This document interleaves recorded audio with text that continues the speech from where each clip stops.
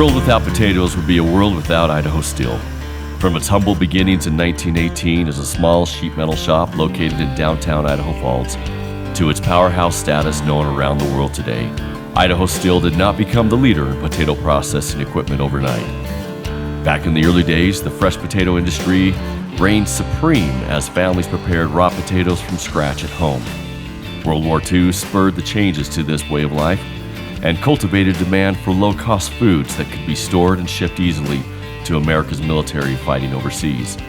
Drum drying of potatoes was developed by actually a team of people that the U.S. government kind of sponsored. One of those guys is Miles Willard, who eventually got a patent for the process.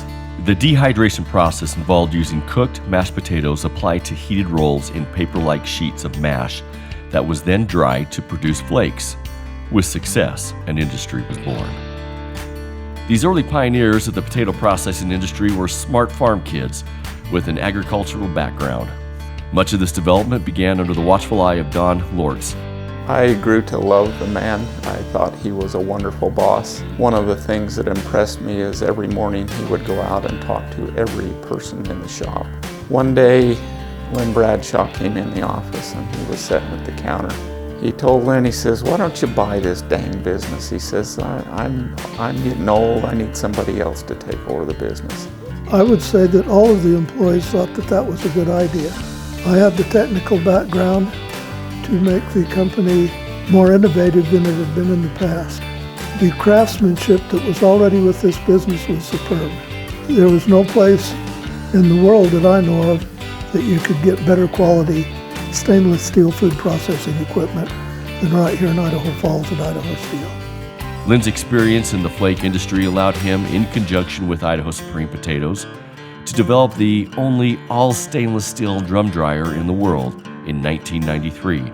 It's gotten bigger, and bigger is better. You make more money when you have larger lines and less manpower per pound of product. Lynn's sons, DeLynn and Alan, along with son-in-law Davis Christensen, eventually joined the business, and each brought a level of expertise that created a cohesive synergy with the company. Their first foray into the international world started with a business meeting in New York City. The three farm boys from Idaho Steel, we bought suits, we bought ties, sport coats, they weren't suits. And we hopped in a plane, flew to New York. We ended up at Chase Manhattan Bank, high up in a tower somewhere at a great big conference table, and the three of us talking about potatoes. Together, they later bought Idaho Steel from Lynn in 2008. At this point, it had been 90 years since Don's family had first founded the company, and nearly 20 years since Lynn had taken over.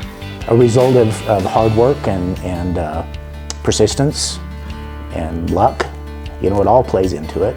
I am grateful for this company every day of my life. I'm lucky to be here. I'm lucky to be part of it. And we want to carry that feeling of gratitude forward. I mean, we don't take for granted that people make their living working at our company.